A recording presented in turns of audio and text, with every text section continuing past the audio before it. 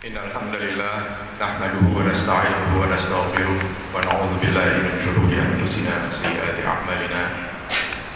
May yahdihillahu fala mudilla lahu wa may yudlil fala hadiya lahu. Asyhadu an la ilaha illallah wahdahu la syarika lahu wa asyhadu anna Muhammadan 'abduhu wa rasuluh la nabiyya ba'dah. Allahumma shalli wa sallim ala hadzal nabiyil karim sayyidina Muhammadin wa ala alihi wa sahbihi ajma'in. Amma ba'd. Fa ya ibadallah, usikum wa nafsi fi taqwallah faqad fazal muttaqun. Hadirin jamaah Jumat Masjid Baitul Ihsan Bank Indonesia rahimakumullah. Hari ini kita berada pada tanggal 4 Zulhijjah 1436 Hijriah, bertepatan dengan tanggal 18 September 2015, yang berarti 6 hari lagi kita akan merayakan Hari Raya Idul Adha atau Hari Raya Kurban. Oleh karena itu, khutbah Jumat saya kali ini akan saya beri judul Kurban Memelihara Orientasi Hidup Kita. Hadirin jamaah Jumat rahimakumullah, jika kita bicara tentang hidup atau kehidupan, ada dua pertanyaan yang sangat mendasar, yang sangat penting untuk kita jawab. Pertama, kita hidup ini dari mana hendak kemana? Min aina ila aina. Kedua, hidup kita ini untuk apa? Apa tujuan dari hidup kita ini? Limana? For what? Jawaban yang baik dan benar atas dua pertanyaan yang sangat penting itu akan menjadi landasan bagi kita untuk mengisi hidup kita ini dengan penuh makna, supaya hidup kita ini sesuai dengan tujuan dari hidup ini. Dan sebaliknya, kegagalan kita untuk menjawab kedua pertanyaan itu dengan baik dan benar, atau ketiadaan pernah kita untuk memikirkan dengan serius dua pertanyaan itu, akan membuat hidup kita ini kurang memiliki landasan yang memadai untuk kita bangun hidup kita ini menjadi penuh makna. Betapa pentingnya dua pertanyaan tentang hidup itu, sehingga banyak filosof yang menghabiskan waktu mereka untuk menjawabnya. Tetapi sayang sekali, ketika jawaban yang sangat penting tentang hidup itu kita serahkan kepada para filosof, pada nalar manusia, jawabannya berbeda-beda tergantung siapa yang memikirkannya. Di kalangan filosof ada orang-orang yang optimis, positif tentang hidup ini, katakanlah misalnya Immanuel Kant atau Auguste Comte, yang setelah memikirkan tentang hidup ini berkesimpulan hidup ini adalah sesuatu yang indah, yang menakjubkan, yang harus dinikmati. La vita è bella. Tetapi ada filosof yang alirannya sebaliknya, negatif sekali atau pesimistik sekali tentang hidup ini. Seperti misalnya Nietzsche. Nietzsche setelah memikirkan tentang hidup berkesimpulan dan menulis buku judulnya The Birth of Tragedy, lahirnya sebuah tragedi. Yang dimaksud tragedi di sini adalah hidup. Jadi hidup kita ini adalah sebuah tragedi, sesuatu yang negatif. Ada filosof Jerman namanya Schopenhauer. Setelah bertahun-tahun memikirkan tentang hidup, akhirnya berkesimpulan juga negatif, pesimistik. Dia mengatakan, life is a terrible joke. Hidup ini adalah bercanda atau gurauan yang menakutkan atau mengerikan. Pendek kata hadirin, ketika pertanyaan penting itu kita serahkan kepada nalar manusia, bahkan setingkat para filosof sekalipun, kita tidak menemukan jawaban yang sejati. Oleh karena itu, beruntung kita yang beragama, beruntung kita yang percaya pada Nabi, yaitu pembawa berita.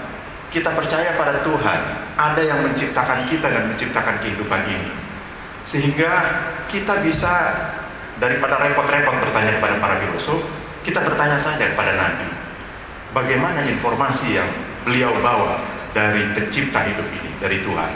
Dengan kata lain, kita bertanya pada agama. Nah, marilah kita bertanya pada agama. Apa jawaban agama tentang dua pertanyaan yang sangat penting itu? Pertama, kita hidup ini dari mana dan hendak kemana? Dijawab dengan efisien dan sederhana sekali oleh Quran dengan kalimat inna lillahi wa inna ilaihi raji'un, bahwa sesungguhnya kita semua ini berasal dari Allah dan kita sedang pulang atau akan pulang kembali kepada Allah. Ilallahi marji'ukum jami'an. Kepada Allah kalian semua akan kembali.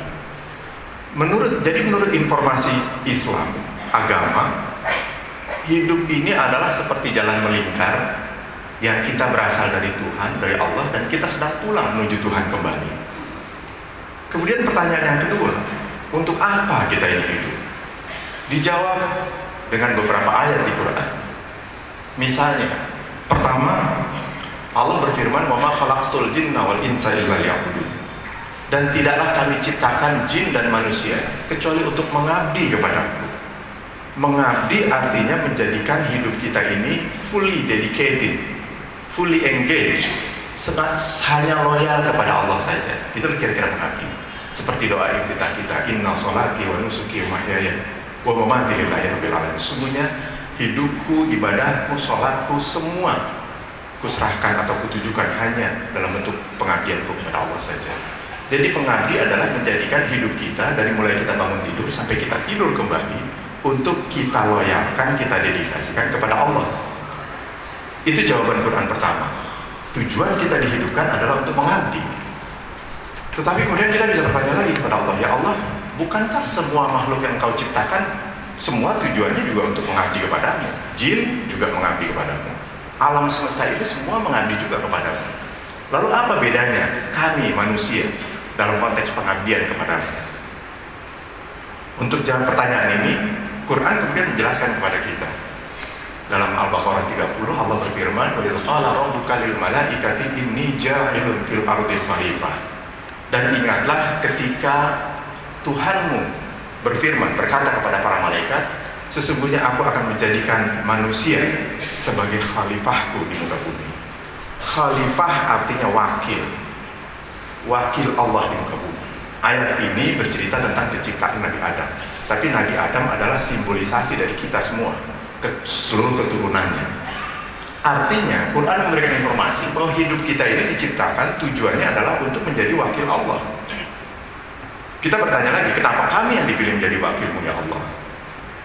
Quran kurang lebih memberikan penjelasan lagi. Karena engkau, wahai manusia, adalah makhluk yang kubanggakan, makhluk yang paling baik. Laqad khalaqnal insana fi ahsani taqwim. Sungguh telah kami ciptakan manusia itu sebagai makhluk yang paling sempurna. Laqad karramna bani Adam. Sungguhnya kami telah muliakan anak-anak Adam ini. Jadi manusia adalah masterpiece ciptaan Tuhan, produksi Tuhan yang paling beliau banggakan.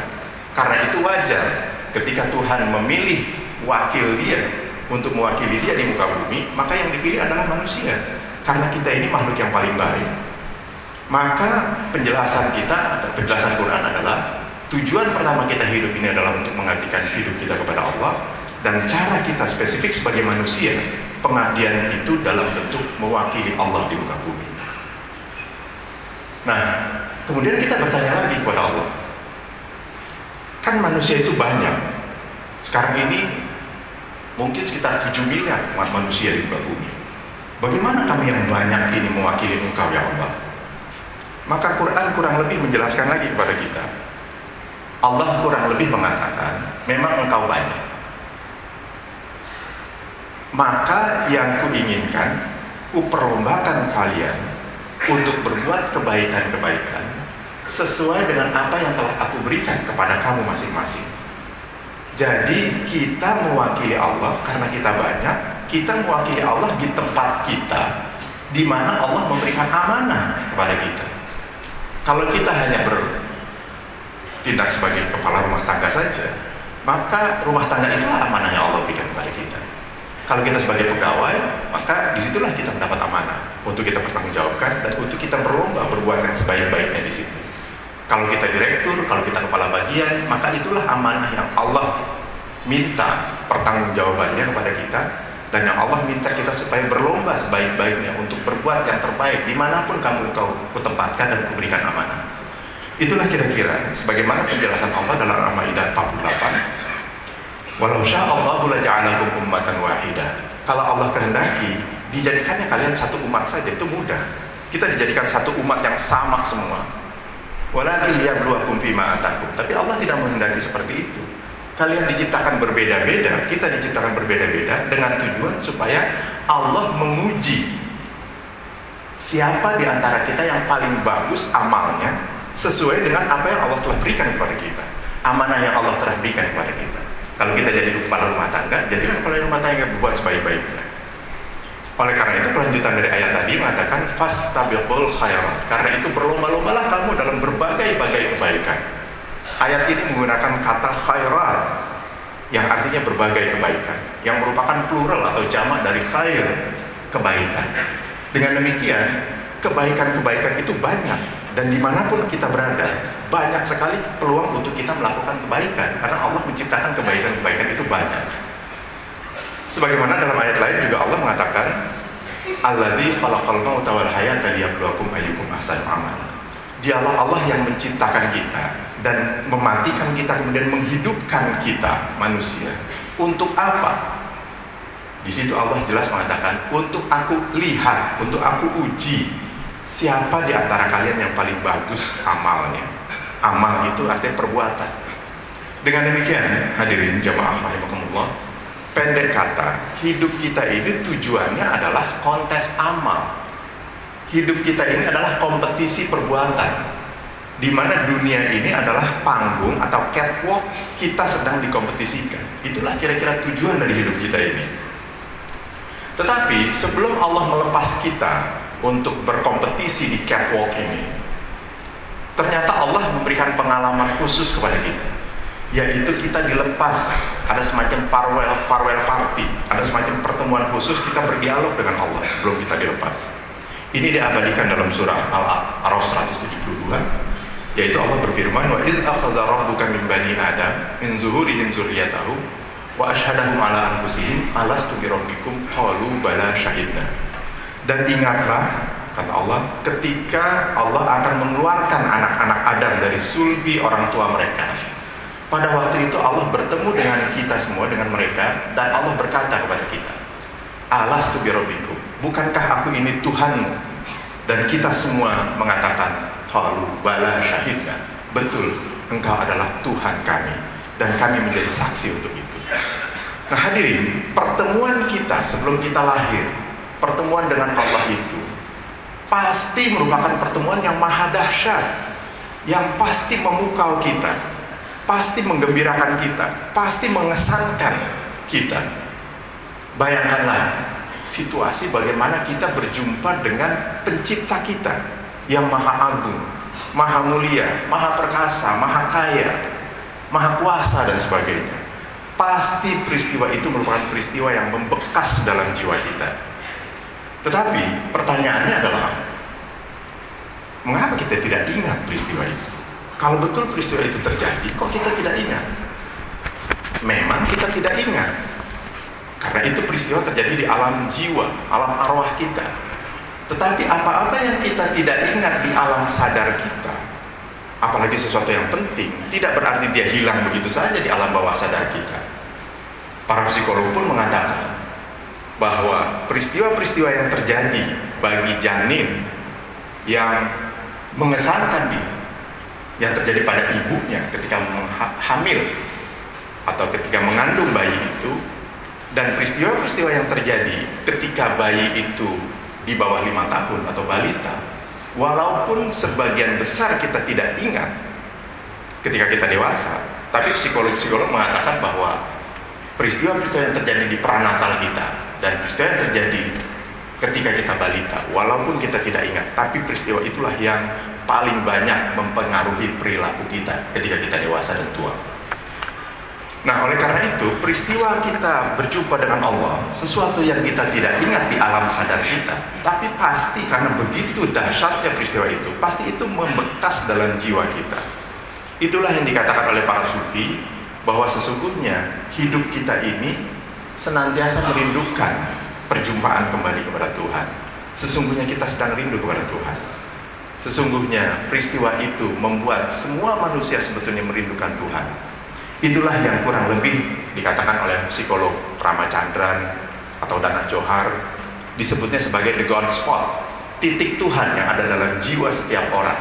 Yang titik itulah senantiasa mengingatkan kita kepada Tuhan, mengingatkan kita tentang moral baik dan buruk, dan yang lebih jauh adalah membuat kita senantiasa rindu, ingin bertemu dengan Tuhan. Itu mirip seperti anak bayi yang sedang menyusu tiba-tiba disapih oleh ibunya. tentu dia akan gelisah dan terus merindukan untuk kembali kepada ibunya. Mirip seperti anak TK yang baru masuk TK, pasti suasananya dia ingin tidak jauh-jauh dari ibunya. Mirip seperti kita ketika kita dewasa dan kita mengalami perantauan, kita merantau, kita senantiasa rindu pada kampung halaman kita. Kita mengalami homesick. Nah, oleh karena itu, ternyata tradisi pulang kampung itu bukan hanya tradisi Indonesia. Ternyata di negara-negara barat yang namanya pulang kampung, setiap Thanksgiving Days atau setiap Natal, 2 minggu mereka libur, mereka juga pulang kampung juga.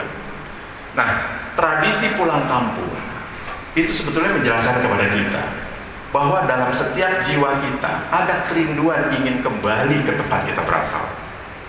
Gak usah jauh-jauh, ketika kita kerja seharian, sore hari, malam hari kita rindu ingin pulang, karena rumah merupakan tempat kita berasal. Ketika lama kita tidak berjumpa dengan ibu bapak kita, ada kerinduan untuk pulang bertemu dengan ibu bapak kita, karena ibu bapak kita tempat kita berasal. Ketika kita meninggalkan kampung halaman, ada kerinduan untuk pulang ke kampung halaman sesekali. Nah, kalau kepada kampung halaman, kepada ibu, kepada rumah yang sederhana itu, yang duniawi itu, telah mendorong kita untuk pulang karena kerinduan, apalagi kerinduan kepada Allah Subhanahu wa Ta'ala. Sumber di mana kita berasal dan tempat akan kita pulang, yang pernah kita jumpai dengan penuh kedahsyatan, penuh keagungan, penuh keindahan, penuh kekayaan dan sebagainya. Nah hadirin, oleh karena itu mestinya kalau hidup kita ini tidak mengalami disorientasi, hidup kita ini tetap merindukan Tuhan dengan nilai yang genuine, asli seperti itu, maka mestinya kematian itu bukanlah sesuatu yang terlalu menakutkan kita, karena dengan kematian kita pulang kepada yang kita rindukan. Masalahnya hadirin adalah ternyata catwalk kita ini, dunia kita ini diciptakan oleh Allah dengan memiliki sifat-sifat yang merupakan turunan dari sifat penciptanya. Dunia ini penuh dengan kekayaan, dunia penuh dengan keindahan, dunia penuh dengan kekuasaan dan sebagainya. Sehingga kita mudah mengalami disorientasi ketika kita berada di catwalk ini, semacam demam panggung. Kita mudah lupa bahwa tujuan kita dihidupkan oleh Allah ini adalah untuk berkompetisi amal. Kita sedang diuji untuk dilihat mana yang terbaik dalam rangka mewakili Dia di muka bumi. Tapi karena ketika melihat dunia ini penuh dengan keindahan-keindahan, maka kita mengalami disorientasi. Kita lupa pada tujuan hidup kita yang sesungguhnya. Manusia terpesona dengan Allah, pada Allah, dengan kemaha-mahaannya itu. Tetapi ketika dia di dunia melihat kekayaan, dia terkecoh, mengejar-ngejar kekayaan, padahal sebetulnya sedang dicari adalah yang maha kaya, Allahul Ghani. Kita terpesona dengan keindahan dunia, padahal sesungguhnya yang kita rindukan adalah Tuhan yang maha indah, Allahul Jamil. Kita terpesona dengan kekuasaan, padahal yang sesungguhnya sedang kita cari adalah yang maha kuasa, Allahul Malik, dan seterusnya. Dalam tingkat yang akut,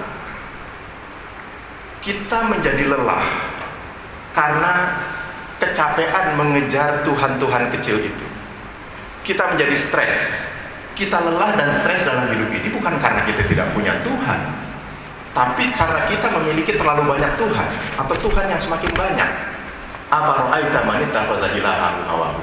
Apakah tidak kau perhatikan, kata Allah, betapa banyak orang yang menjadikan hawa nafsunya sebagai Tuhannya, hawa nafsu terhadap harta dan sebagainya. Itulah kira-kira situasi kita. Hidup di dunia tujuannya adalah kompetisi amal, tapi dunia mudah membuat kita mengalami disorientasi. Oleh karena itu menarik untuk kita perhatikan, Islam turun kepada kita dengan intisari ajarannya. Yang Islam ketika kita peras, intisarinya itu adalah tauhid. Dan ketika tauhid kita peras, intisari dari tauhid itu adalah kalimat la ilaha illallah. Oleh karena itu kalimat la ilaha illallah sering disebut sebagai kalimat tauhid. Apa artinya la ilaha illallah? La ilaha illallah artinya tiada ilah kecuali Allah. Ilah sering kita artikan dengan Tuhan, padahal dalam bahasa Arab ada Rob, ada ilah. Rob itu artinya Tuhan yang maha-maha aktif, Tuhan yang pencipta, Tuhan yang memelihara, Tuhan yang memberi rizki, Tuhan yang mengajarkan dan sebagainya. Tetapi ketika bahasa Arab bicara tentang ilah, yang dimaksud di situ Tuhan adalah yang jadi Tuhan yang pasif, kitalah yang aktif. Ilah itu artinya sesuatu yang dicintai, diorientasikan, sesuatu yang dirindukan, sesuatu yang diikuti, dan seterusnya. Maka kalimat la ilaha illallah kurang lebih bermakna tiada ilah, atau jangan ada ilah, jangan ada Tuhan yang engkau rindukan, yang engkau takuti, yang engkau turuti, yang engkau pentingkan kecuali Allah saja. Nah, dengan demikian Islam turun dengan saripati la ilaha illallah sebetulnya sedang mengingatkan kita bahwa manusia itu mudah mengalami disorientasi. Karena itu Islam turun dengan kalimat la ilaha illallah untuk mengingatkan kita, mengembalikan kita kepada orientasi hidup kita yang sesungguhnya, yaitu jangan berilah kepada selain daripada Allah. Nah hadirin, apa kaitan semua ini dengan Idul Adha atau Idul Kurban? Kaitannya adalah sesungguhnya peristiwa kurban yang kita tahu itu bermula sejarahnya dari peristiwa Nabi Ibrahim dan Nabi Ismail alaihissalam, sesungguhnya merupakan contoh yang manis dan sempurna sekali kepada kita tentang bagaimana orang itu hampir mengalami disorientasi hidupnya, kemudian Allah ajarkan untuk kembali lagi kepada orientasi pada Allah. Mari kita lihat sejenak peristiwa Ibrahim dan Ismail alaihissalam. Kita tahu Nabi Ibrahim itu sudah hampir 100 tahun usia beliau berdakwah, menyebarkan tauhid dengan perjuangan yang melelahkan dan sebagainya, dan berhasil mengembangkan tauhid dimanapun beliau berada. Tetapi di masa tua beliau sebagai manusia biasa, beliau mengalami kesepian karena beliau tidak memiliki anak. Kemudian beliau bermohon kepada Allah untuk diberikan putra, dan Allah mengabulkan doa beliau. Allah memberikan Ismail sebagai putra bagi Ibrahim. Nah, ketika Ismail ini menginjak usia remaja, tentu saja Ismail ini bukan hanya anak biasa saja, tapi sesuatu yang seumur hidupnya dirindukan oleh Ibrahim. Ismail bagi Ibrahim itu laksana satu-satunya pohon yang mulai tumbuh di kebun gersang seorang petani tua, yang tentu saja ingin dipelihara dengan baik dan ingin dicintai dan dinikmati dengan sebaik-baiknya. Itulah kira-kira. Tapi disitulah masalahnya. Ismail bagi Ibrahim telah berpotensi untuk merusak orientasi hidup Ibrahim. Oleh karena itu Allah kemudian menguji Ibrahim dengan memerintahkan untuk menyembelih Ismailnya itu. Dan kita tahu ceritanya, kemudian Ismail dibawa ke Bukit Mina dan hampir disembelih oleh Ibrahim untuk melaksanakan perintah Allah. Tapi kemudian Allah mengganti Ismail itu dengan domba yang besar, dan akhirnya Ibrahim menyembelih domba. Nah, itulah sebetulnya yang harus kita lihat dengan peristiwa Idul Adha. Itulah yang sedang diperintahkan oleh Allah kepada kita untuk kita laksanakan dan kita resapi pada saat Idul Adha, yaitu menjalani peran seperti Ibrahim, yaitu menemukan Ismail kita masing-masing untuk kemudian kita korbankan dalam rangka mengembalikan orientasi hidup kita kepada Allah. Itulah yang diperintahkan kepada kita untuk kita laksanakan. Nanti ketika kita menyembelih kurban, jadilah itu sembelihan yang merupakan isyarat bahwa kita telah mengorbankan Ismail kita masing-masing dengan I kecil. Nah, bagi Ibrahim, Ismailnya itu kebetulan adalah putranya sendiri. Ismailnya adalah sesuatu yang sangat dicintainya, yang membuat berpotensi untuk mendisorientasi perjalanan pulang Ibrahim alaihissalam, yang berpotensi untuk membuat perjalanan Ibrahim dalam rangka mewakili Allah, berlomba untuk berbuat terbaik di muka bumi, mengalami disorientasi. Dan kebetulan Ismailnya itu adalah putranya sendiri. Tapi dalam kehidupan kita sekarang ini, siapa Ismail kita atau apa Ismail kita masing-masing? Hanya kita dan Allah saja yang tahu siapa atau apa Ismail kita masing-masing. Ismail kita itu bisa berupa diri kita sendiri. Ismail kita itu bisa jabatan, bisa kekayaan, harta. Ismail kita juga bisa kekasih. Ismail kita juga bisa berupa sifat-sifat buruk, sifat malas, sifat dengki, sifat pendendam, sifat kikir, pelit, dan sebagainya yang negatif itu. Itulah yang diperintahkan oleh Allah untuk kita temukan siapa atau apa Ismail kita masing-masing, dan sembelihlah dia, kira-kira begitu. Kurbankanlah dia, kurbankanlah Ismail kita masing-masing. Ismail kita, pendek kata, adalah apa saja yang sedang kita alami sekarang ini yang berpotensi mengganggu orientasi kepulangan kita kepada Allah, yang berpotensi mengganggu peran kita sebagai wakil Allah di muka bumi untuk menjalani peran itu dengan sebaik-baiknya. Nah hadirin, itulah yang diperintahkan untuk kita lakukan sekarang ini untuk menyongsong Idul Adha kita yang kira-kira 6 hari lagi di masa akan datang.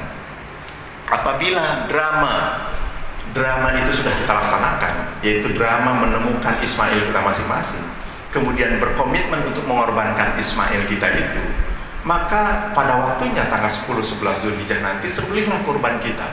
Tapi penyembelihan korban itu sebagai isyarat atau simbolisasi bahwa kita telah mengorbankan Ismail kita masing-masing. Dengan cara seperti itulah kurban kita akan diterima oleh Allah Subhanahu wa taala. Allah mengatakan la yanalallaha luhumuha wala dima'uha walaki yanaluhut taqwa minkum.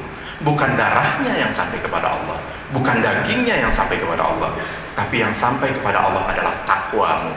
Artinya ketakwaan bahwa kita telah sadar akan Ismail kita masing-masing dan kita kembalikan itu kepada Allah, dan kita kembalikan orientasi hidup kita kepada Allah saja dalam rangka berkompetisi amal untuk menjadi yang terbaik.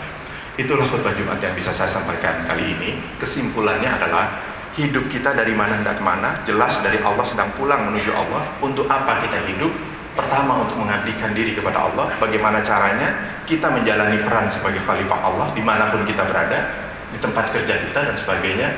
Dan karena kita banyak, maka peran khalifahan itu dikompetisikan. Allah ingin melihat siapa yang terbaik kita menjalankan peran itu. Karena kita dikompetisikan, maka kita harus melakukan hidup ini dengan serius, karena kita sedang mewakili Allah.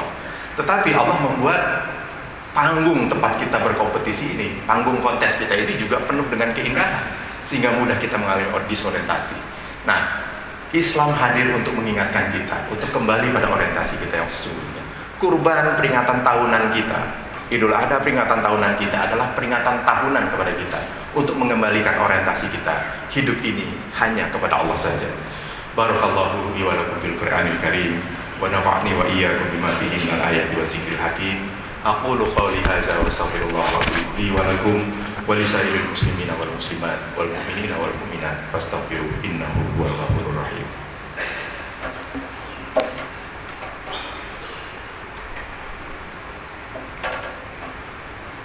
Alhamdulillah, la haula wa la quwwata illa billah, asyhadu an la ilaha illallah wahdahu la syarika lah, wa asyhadu anna Muhammadan abduhu wa rasuluh. Qala Allah Ta'ala bil Qur'anil Karim, inna Allaha wa malaikatahu yusholluna 'alan nabi, ya ayyuhalladzina amanu shallu 'alaihi wa sallimu taslima. Allahumma shalli wa sallim ala sayyidina Muhammad wa ala ali sayyidina Muhammad. Wa radallahu 'anil khulafa'ir rasyidin, Abi Bakr wa Umar wa Utsman wa Ali wa an baqiyati sahabati ajma'in wa tabi'in wa man tabi'ahum bi ihsan.